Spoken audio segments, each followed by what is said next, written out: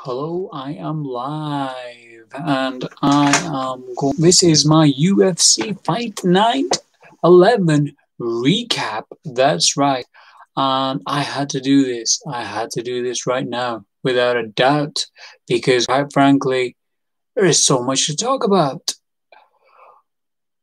Where shall I start? First things first in my brain, before I'll have to say it before. Um, Before I continue, I've been up all night and watching the fight, and all I can say is Khamzat Chimaev is real, man. He is real. I believed he was real. He seemed real. This guy is real. Alhamdulillah. He is the man. He is the future. And the future is now. Seriously. The guy is dangerous. He knocked the guy out with the first punch. Sure, he initially initiated the attack with a leg kick and then tried to throw a couple of feints, jabs, and then landed a straight punch down the pipe. Landed it flush. The speed at middleweight is phenomenal. Not only that, but he has the punching power. My gosh, just imagine if he landed that against Israel Adesanya. I don't think Israel would have taken it. I do not for sure, without a doubt. This guy is legit. And what I mean by legit, he's going to be fighting Damian Maia next. There is no way that Damian Maia is going to win that fight. There's no way. There's just no way. And yeah, I mean, like a top 10 fighter, he definitely deserves to be in contention for that. At 170, he's equal in the speed department of 170. You kind of saw it with Reese McKee, but he's got the power advantage. And I mean, a big power advantage. The guy is 6'1". He doesn't muck around. His fight IQ is perfect, God willing, you know.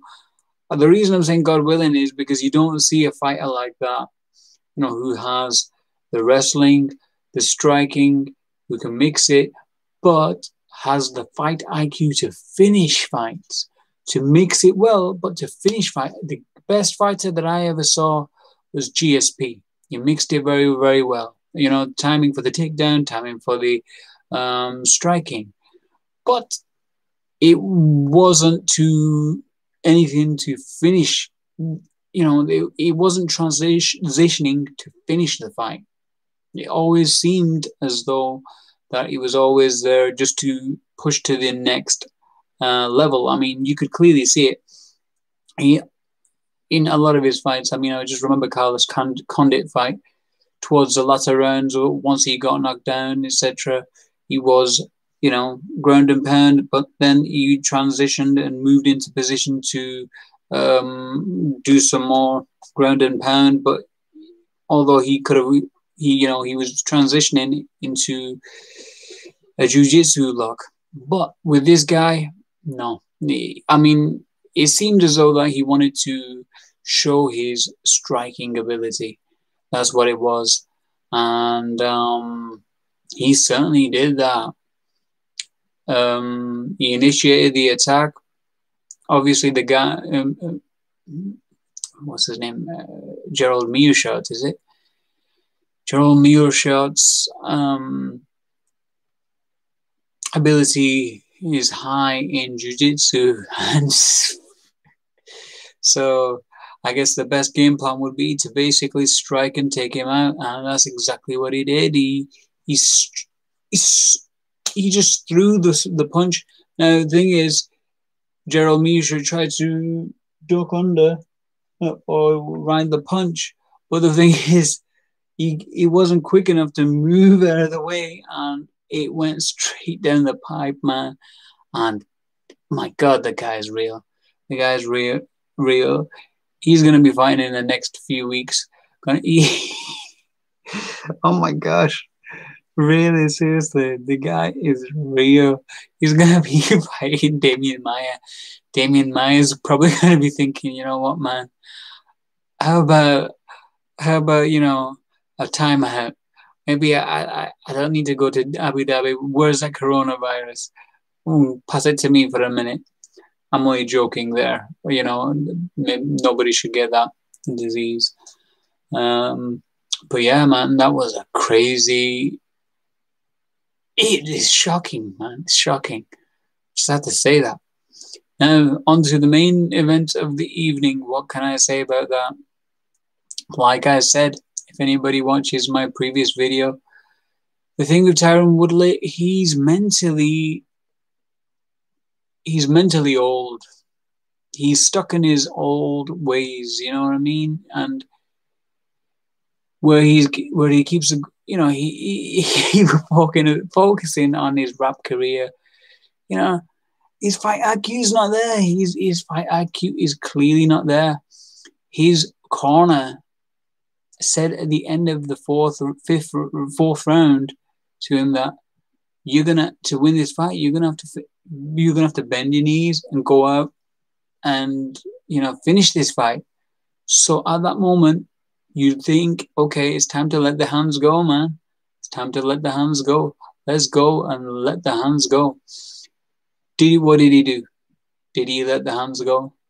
No, he didn't. He came out and then, sure, he tried initially, but this is what he was doing. He was like, jab, jab, jab, again, trying. He's trying to find the rhythm. He does what Rashad does. He used to do Rashad Evans, which is try to find the rhythm, right? Try to find the rhythm and then find the right shot. If you're always going to be countering, and then again in the end, in the fifth round, he did it again. He was trying to find he tried to find his rhythm and then find the right shot, but he was moving backwards again, and that was the thing. Why would he do such a thing like that? Unless your fight IQs are out of the window, unless you're just stuck in your own ways. I think a lot of the time, you could see at the start of the second round, he did try to initiate some attacks, threw some leg kicks, tried to, strike. He even pushed up off occasion, did a Superman punch, which landed him pretty good.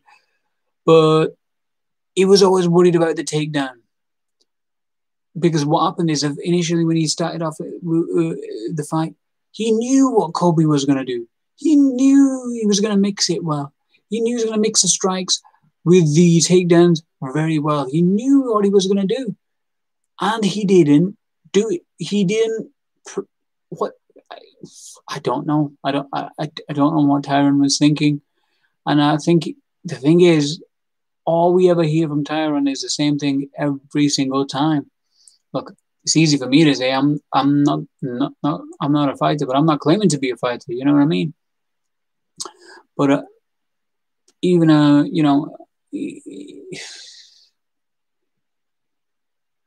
anybody could have seen what you could have done. He needed to, obviously, what he did. This is what made him actually go off track. Was he first started off with his normal strikes, right? And the moment when he went for the right cross, he got taken down. After that, shot. Mentally, he was shot. He was just thinking, if I throw any shots, what's going to happen is I'm going to get taken down. But the thing is, he should be prepared for that. He should be prepared. He should have been prepared. He knew. But then the thing is, he's just there defending himself. Instead of offensive attack from any position, there was no offensive attack from any position, even when he was on the back. If this was Tony Ferguson, he'd be on his back. He'd be going, okay, fine, what do I do? Okay, just get my blades out, man. Blades out time. Blades. That's the thing.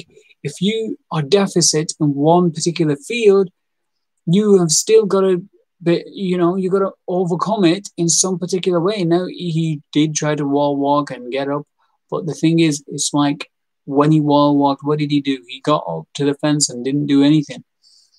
You just stood there. And the thing is, what were you practicing at the gym? I seriously don't know.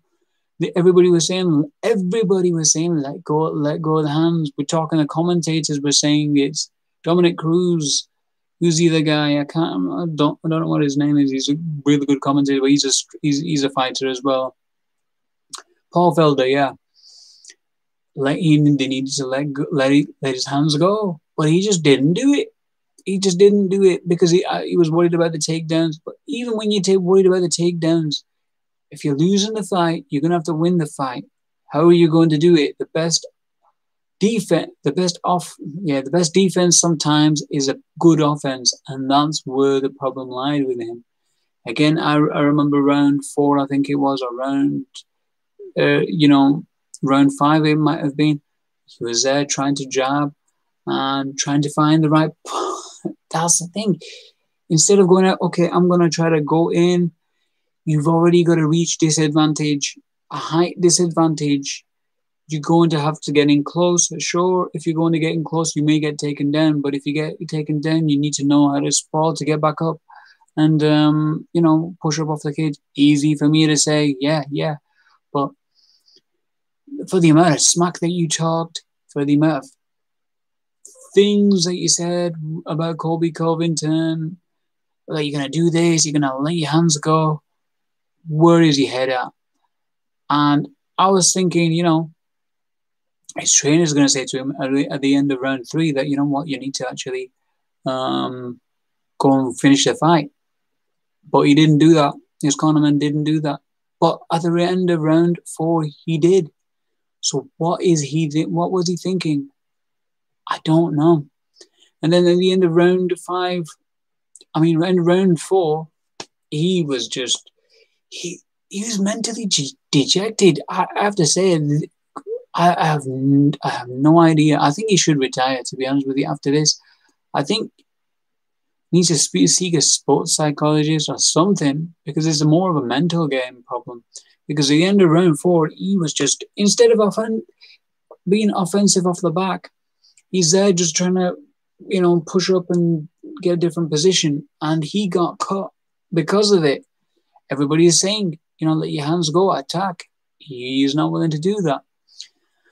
So it's very sad that you didn't see the best version of Tyron. But to be honest, anybody who backs him up, this is how he always reacts.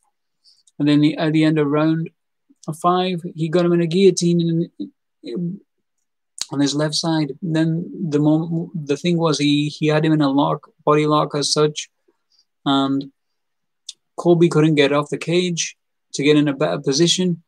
And then, what's his name? Tyron tried to adjust himself, moved his hand, but then he cranked himself, and his ribs, kind of gave way. I think he broke his ribs, and that was the end of the fight. And Colby Covington, you've got to give him credit. He is so talented. You could clearly see that he would beat Gilbert Burns at the end of the day on this particular night. The way his transitions from striking to takedowns were kind of like GSP-esque. He has improved quite a bit. His striking's improved. The good thing about his striking now, it's not, he doesn't do that, he doesn't overly, engage in terms of like trying to slip and dodge like he did in the Kamaru Usman fight. In that fight, he was trying to slip and dodge and go, come on, and then trying to land the shots. In this particular fight, he knew that if he's going to land a big shot, he's going to have to cover up, because that's what, Tyron Woodley, he lands that big shot, and he could all be over. But he even threw a good combination where it was like he was in the clinch, and then he was like pushed off with an elbow and landed an uppercut on T Wood. And the moment he was clinching and off, pushing off the clinch, T Wood was attacking him then at that moment, because obviously that was a good moment to attack. But Tyron Woodley, he postures too much, man. I don't understand that. I just don't understand it. He postures things too much. I think he thinks too much. I think that's the problem. Tries to fight. He's a rhythm fighter. That's the problem. When you become a rhythm fighter, you're there very dependent on trying to find a rhythm. And when you, if you watch Rashad Evans, and whenever you're trying to find a rhythm and you're fighting like that, you're not going to do it. You're not going to. Sure, if you are on rhythm and if the rhythm is perfect, and you will continuously work. But if someone's works out your rhythm and basically times everything, or knows when to strike, yeah, that's what they do. The time your. He seemed faster as well. That's the thing. Colby seemed faster, so I got to give credit to Colby Covington. I mean, he called out everybody but the kitchen sink, man. He called out, Street Judas. That would be an awesome fight. I think that should be the next fight for the BMF title. Oh no, but I think he wants his title back. That fight, it has to happen again. Like Colby Covington versus Kamaru Usman 2. That would be a great fight to watch, man. Or even Jorge Masvidal. I don't think that's going to happen because I think Jorge is going to lose that fight. And look, the way Colby Covington won the fight, well, it was kind of like Kamaru Usman-esque. It really was. When he was up in the clinch on the cage, he was kneeing Tyron Woodley on his thighs, and they were really stinging shots, man. They were really stinging shots. Here's one thing I just don't understand with Tyron. When he came to the face-off, they were both looking at each other, he wasn't looking in Colby's eyes. And then he put his hand out for a fist bump. Oh, that was shocking, man. It tells a lot. And then in the first round, when he got pushed up against the cage, he was looking at the clock. Seriously, I think I don't know what it is. I think he needs to see a sports psychologist. He needs to work on broken rhythm. I think broken rhythm. Believe me on what I'm saying. It is true. Some people, they like to fight like the timing. They like to time the strikes and stuff like that. He's become one of them fighters. I mean, and he's a counter fighter, and he needs to work on letting his hands go. But I think maybe it's the end of his career now. I mean, look at the thing that happened. His ribs are broken. Anyway, what else happened in the actual UFC fight night? Well, we had also Donald Cerrone versus Nico Price. What a fight that was.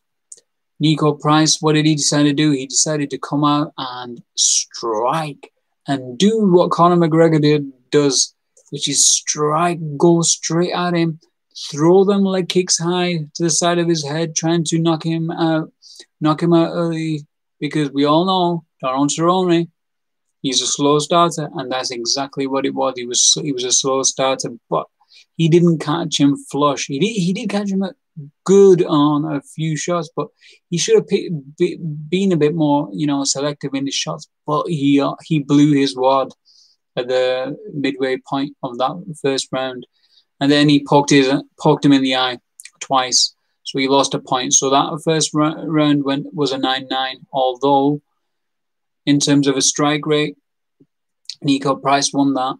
And I think it was like double the amount of punches and strikes that Cerrone landed. And then in the second round, Nico Price won that round. He landed the more significant strikes.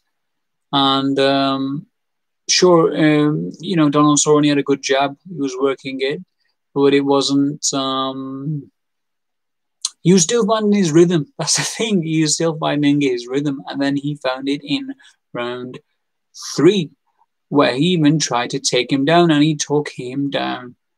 And he never kept him down, but he took him down. I mean, he tried to take him down once, and then he was riding him on top of his back. And then I think the second time he did manage him to get him down, and then his jab was very, very effective. It was like a parry jab. So every time, the moment he was going to jab, he was parry it, and then it actually worked very, very well. And Nico Price was kind of confused, and he at the end of that round, he was actually unsure in terms of, like, was he going to strike, or was he going to get taken down? And I think that's the thing with Cerrone. I don't know what he needs to do. Maybe he needs to have a few cans of Red Bull, maybe prior to the actual first round.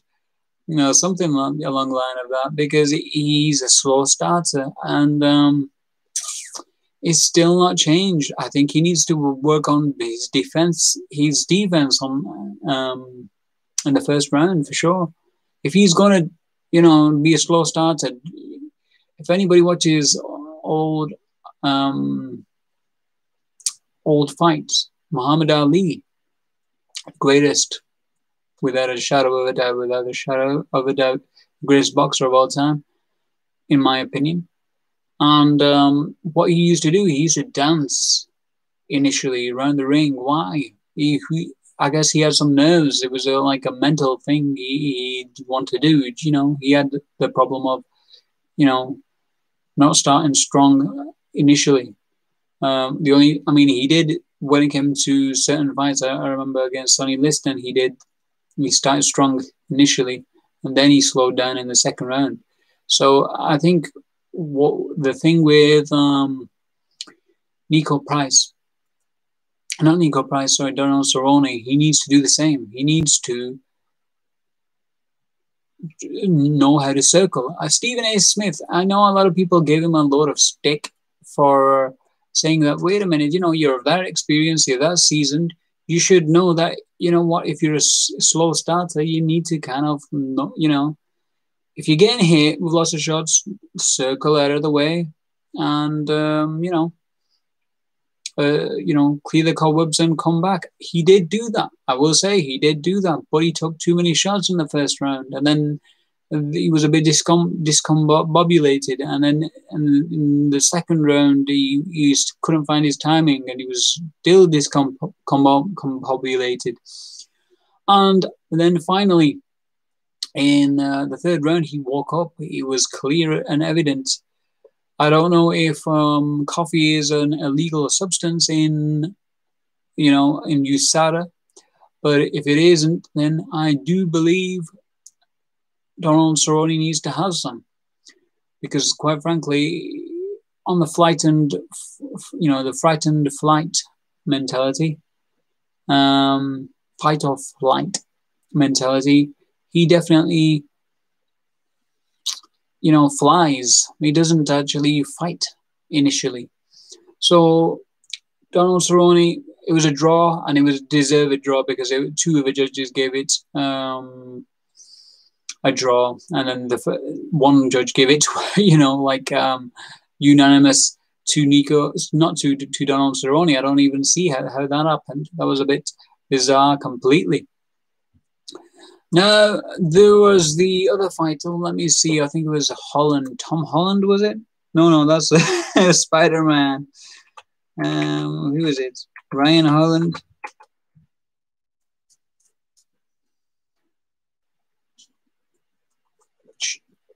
Where you at, George? And yeah, actually, it was like, where you at, George? But the other George we're talking about, where you at, George? Masvidal, Street Judas, where you at, man? Where you at? Yeah. Yeah, so let's see. Let me see. It was Ryan Holland, I think it was. Oh, no. Kevin Holland versus Darren Stewart. I just have to talk about this, because this fight, Kevin Holland, clearly lost the fight. Clearly lost the fight. He even thought he lost the fight. First round, he came out guns blazing, throwing his arms about like living la vida loca. You know, I don't know what it was, but he was like, I am the greatest striker of all time. I am Bruce Lee Adesanya mixed with one. And he was throwing, you know, the number 12 kick. Oh, sorry, the question mark kick. And throwing a few shots like that. Darren Stewart whacked him one. And then he wobbled towards the back of the cage, and then they just started slugging it out. And but again, Kevin Holland, I think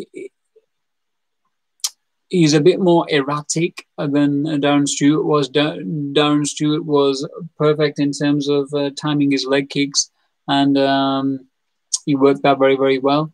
In his second round, Darren Stewart worked the jab very well, worked the leg kicks very, very well. Yeah, it was the leg kicks which did it, very, very well. I mean, Kevin Holland, he had a good moment where he did the hammer fist from, instead of throwing a straight right, he was doing a hammer fist. But I think that's where he was a bit erratic. If he actually timed it right on the chin, he could have probably knocked Stewart out.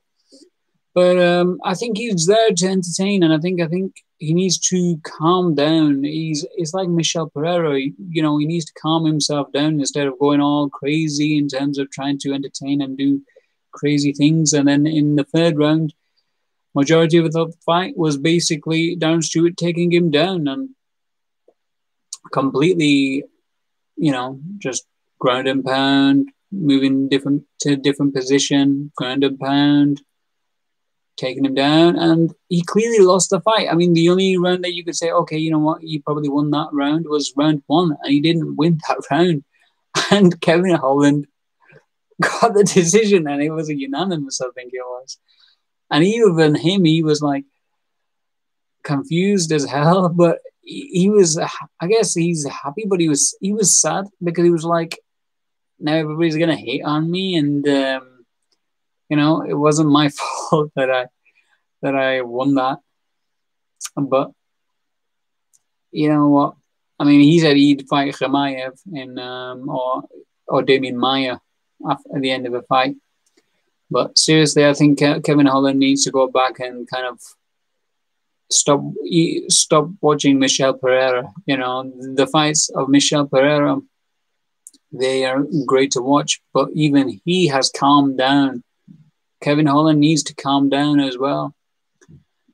Now, Mackenzie Dern, she did it, and versus Ronda Marcos, this didn't last long, I'd say that for sure. Submission of the night, I think it would go to without a doubt. She went and did she went to do a kick, like a normal Mawashi Gari, just normal side kick. Not a side kick, but, where you kick like that. Mawashi Gari to the body, and she fell. And then Ronda Marcus, I don't even understand why she jumped on her straight away. I really don't. Mackenzie Dern's submission expert, so why would you just jump on her, especially when you're not sweaty in the first round? Complete and utter disregarded for anything, and then got in submission attempts and was getting in triangle attempts galore, armbar attempted, and then it eventually ended up on her back.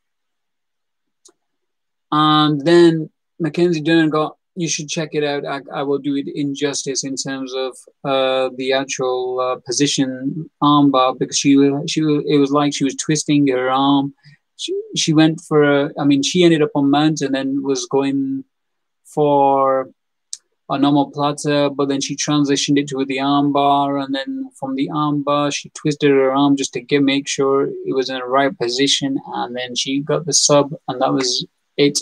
I think with Ronda Marcus, I don't know. Maybe she needs to go to another camp. As far as Mackenzie Dern is concerned, her last fight she lost to the really smiley faced girl from Brazil. I forgot what it is, what her name is.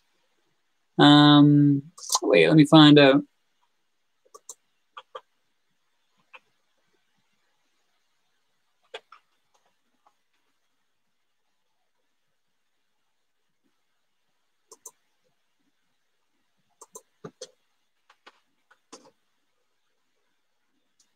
Who is it? But she's a submission expert, that's for sure. So, I mean, the women's flyweight division is a huge. The only loss she has was Amanda Ribas. Yes, that's the one. Where against Amanda Ribas. Prior to that, she's got submission victories. I mean, Amanda Ribas is an amazing fighter, and she's like a submission machine herself. So, and she lost it by decision. So, to be honest, she can grow from that fight, and yeah, I'll love to watch another fight of her without a shadow of a doubt. She's definitely going to come back stronger. So she only lost by decision. It wasn't a case of she got subbed by her. So Mackenzie Dern, we are going to see you again, and it'll be good to watch. It'll be good to watch. Now, the other match, without a shadow of a doubt, which was crazy, man. It was crazy because it was with Johnny Walker and versus Ryan Spann. And my gosh, I swear, I put my money on, if you watch my previous video, I put my money on Johnny Walker. And why wouldn't I put it on Johnny Walker? Because he's got a heart, man. But he got knocked down straight away, I think, with a straight left. Got knocked down. And then Spann was on top trying to finish him off. And Johnny Walker just managed to get underneath him while he was getting ground and pounded on, and got under his leg and just pushed off and got up back again, and then striked back. And then they both went for like a right hook. Both of them, hit very well. But then Johnny Walker stumbled and fell on the floor. And then Ryan Spann then thought, oh, wait a minute, this is a finish. So he went in for the kill for a punch. And then he went in for a double leg. And Johnny Walker, man, he is one tough dude, man. Seriously. He was, at the end of the fight, he was clear, like cognitive-wise, he was completely and utterly cognitive, knew what was going on, but he could have been finished in that first round, man. He really could have been finished, because once he got, up on the fence, Ryan Spann came at him with a double leg. He was getting the elbows, and he landed them like that initially, and then turned it to the side, landed clear, bang on the side of his head, knocked him. Spann was out, and then he continued to do a few more, obviously, and then the referee stopped it, and that's all she wrote. Ryan Spann's team was, I'm not so sure, they were screaming at the Dana White and they were complaining about the stoppage. I don't see how it was a bad stoppage. I really don't. He clearly almost got knocked KO'd, and Johnny Walker just came back and landed. It was a perfect shot. He aimed it and landed right on the side of his head, or it was on his chin, but he landed it clean. Well, number one, he went in for the double leg, and he was landing the elbows clean. But then he picked his shot and landed it precisely, completely and unprecisely, right on his chin, and it was good. It was good. That's all she wrote. And I have to give a lot of credit to both fighters, actually. Ryan Spann, he still got, a huge career ahead of him, although he did get KO'd. I think he needs to be, he was quite confident coming into the fight. Johnny Walker's quite nervous for the first time I've ever seen him. And normally he's never nervous. And on this occasion, he was nervous. So what can you say about that except, you know, crazy. Crazy, man. Crazy. What I will say is Johnny Walker at the end of a fight was saying, you know what, I'll fight anybody just like Khamzat, Chimaev. Yeah, I'll fight anybody next. I'll fight anybody. It's a shame that John Jones has gone to heavyweight. And you know why he's gone to heavyweight, because all of the younger guys are just killers, man. They're on killer streets. But what's crazy about John Jones is he's going to be fighting at heavyweight, and he's not going to be able to finish the guys off. Unless he takes them down and gets them in a submission, he's not going to finish them off. He doesn't have the power, in my opinion. Sure, he's putting on a load of muscle, but there's a difference between, you know, weightlifting muscle and KO power muscle. And I mean, you could clearly see that with the Frank Mir and who's that fighter? Frank Mir and, you know, the guy who Brock Lesnar beat. He almost got his head taken off, but he beat. The guy who's an engineer, I think he is Sean something. Yeah. But yeah. John Jones, I do feel as though that John Jones is not going to be great at heavyweight. I think, without a doubt, I think he's going to have some huge problems. I don't think he's going to win the title. I think he's going to get beat at heavyweight. Obviously, it's all determined to be determined, but I think now the fact that he's done so much, you know, so much partying in his life, is caught up to him now. And I think it's the end of his career. But as far as light heavyweight division is concerned, it is stacked, man. It is stacked. It's a shame. But at the same time,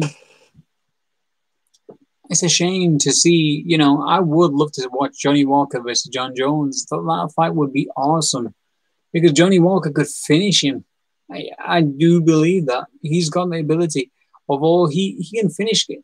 In his previous fight, not the fight against Ryan Spann, because Ryan Spann was just trying to take him down, and that's what I was worried about. But the previous fight before that, he got taken down so many times, and I think that's where the problem was. I think he transitioned from camps as well. He came to Firas Zahabi's camp, and, you know, he was doing lots of hammer fisting then, and he's striking. He was striking off his back. That's the thing. This is an example of a fighter who's, even on the defensive, he's striking, he's attacking. Whereas with Tyron Woodley, even on the defensive, he's not striking, he's not attacking, you know?